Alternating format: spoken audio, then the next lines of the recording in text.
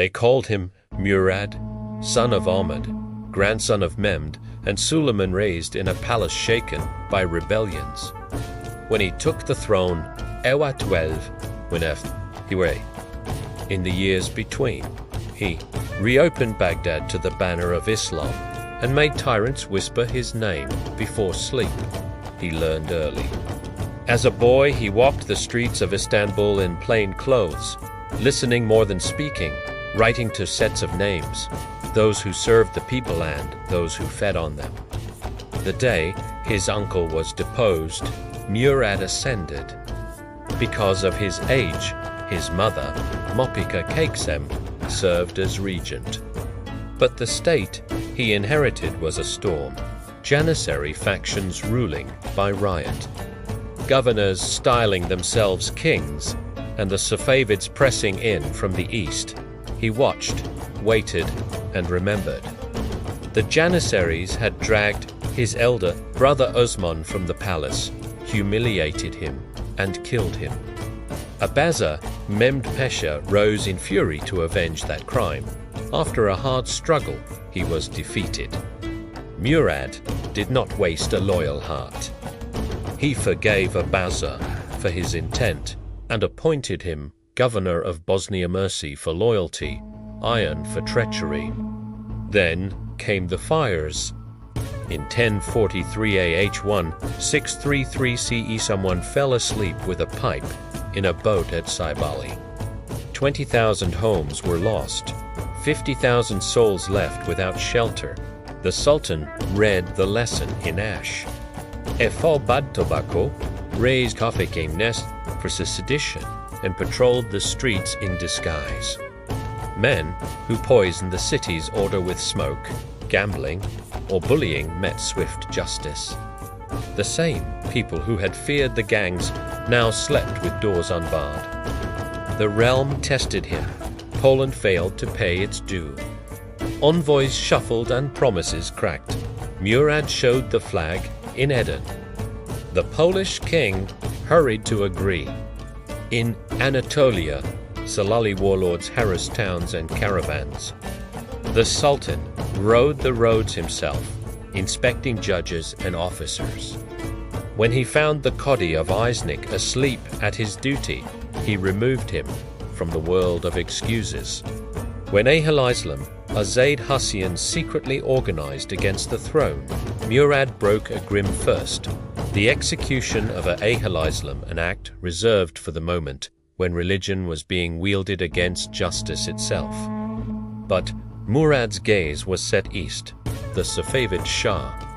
Sure that Ottoman paralysis would last forever, had stolen Baghdad and bled its Sunni people. À Chancy 3-5 c'est Murad Marched. 11 days of thunder took Iravan Yerevan, the fortress that had defied even Suleiman. Tabriz opened next. Illness checked the Sultan's advance on Isfahan, and he returned to reorder the heart of his empire. He did not stay long. 1040 Chancy 3-8 5 months the walls had. When Baghdad is held by the Shia, he said, we do not visit Imam al-Azam. First, the city must open. 40,000 defenders braced behind towers and powder. On the 37th day, a bullet struck Grand Vizier Tayyar, Mehmed Pasha, in the forehead. The Sultan looked on his fallen servant and said, O Tayyar by Aliyu were worth 100 fortresses like Baghdad. 2 days later, the gates broke. Mur spared defenders whose loyalty heard the shrine of Abda Sidli Noleik, Kadira Sidli Noleik, Gileni, and Prat. With the Treaty of Zuhab Kayseri Shirandron in 1049 AH 1639. CE the border, with Iran stabilized much as it stands today, and the Safavids agreed to cease reviling the great companions of the Prophet and the mothers of the believers. While Murad was before Baghdad, Venice tested the sea. It withheld dues and seized Dalmatian ports. From the banks of the Tigris, the Sultan demanded daily reports. Upon his return a year, and a month after departure he ordered trade cut and war prepared. Venice, whose wealth fattened on Ottoman markets, trembled. Before the ink of orders dried, the Venetian bailo accepted every condition, paid compensation, and begged peace. Even so, Murad kept the ledger open. The next war he left to his successor. Justice was not merely decrees, it was discipline. In 8 years, Murad reduced the janissary rolls from 100,000 to 35,000. He restored the timmer system to the men who actually rode in war, reclaimed endowments stolen by bullies, sealed waste like a leaking cask. When he ascended, the treasury echoed. When he died, 15 million gold coins lay counted silver, not included. His reforms reached the Haramain. Floods had weakened the sacred house. Intedifa Shansi 356 Ibribastre placed a golden mizab upon it and left a door remembered as Babwai Murad. From Istanbul he sent lights for the 2 sanctuaries and masons to repair walls where pilgrims leaned their foreheads. In his capital he restored mosques, raised fortresses along the Bosporus, and marked his victories with elegant kiosks inside the palace, reminders that glory must serve worship, not replace it. Those who met him measured to men in one, iron in command, tenderness in private.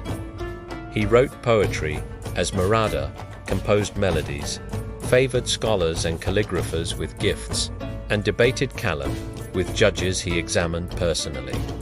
He revered Sheikh al-Islam Yahya Effendi as a father, took counsel from Aziz Mahmud Hade of Üsküdar, and kept the company of men whose ink outlived their breath. Evliya Çelebi the traveller, Katib Çelebi the geographer, Pekivi the historian, and Koki Bey, whom later pens would call the Turkish Montesquieu.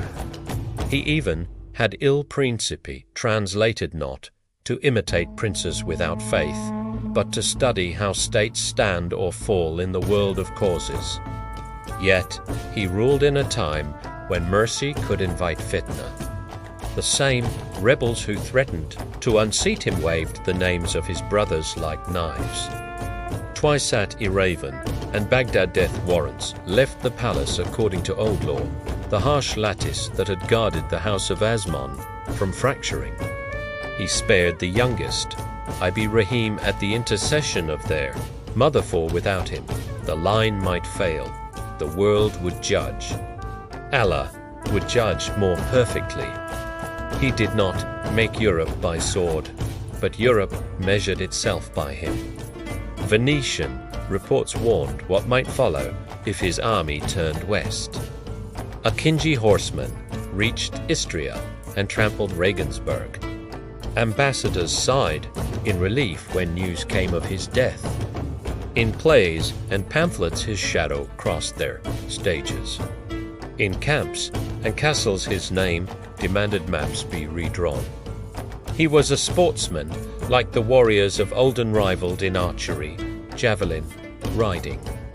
They say he leapt from one galloping horse to another, plucked a drowning armored man from the arras with a single hand, and rewarded him with gold-shattered shields with a cast of his spear, and sent an arrow farther than musket shot so far a stone still marks the place.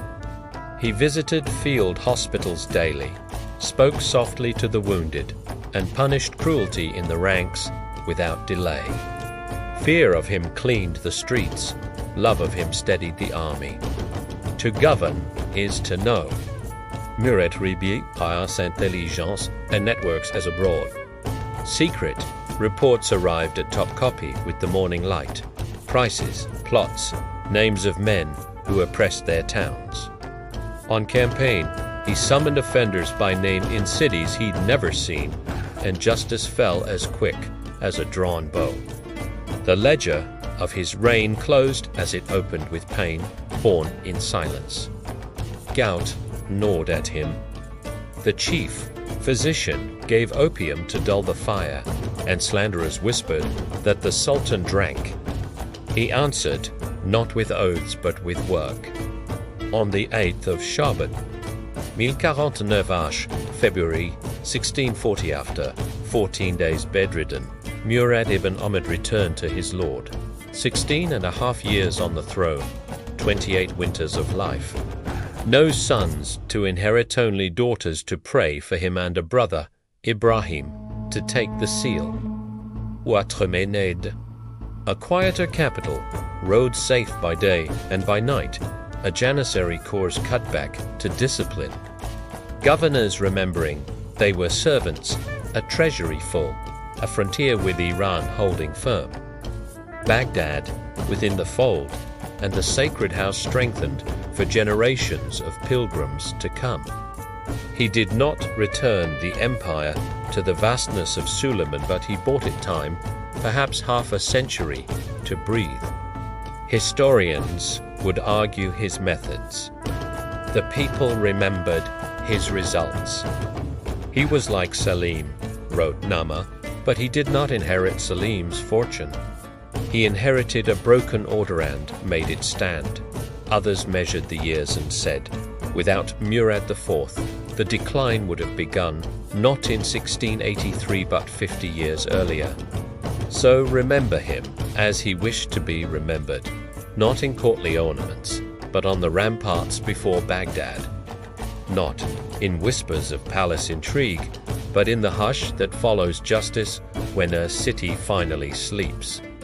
A sultan of iron, will and faithful heart, whose mercy could spare and whose severity could save. Who rebuilt the Kaaba, reopened Baghdad, and reminded an empire that power without piety is tyranny, and piety without power is a prayer unguarded. May Allah forgive his faults, accept his struggles, and make firm the lessons of his days in our own.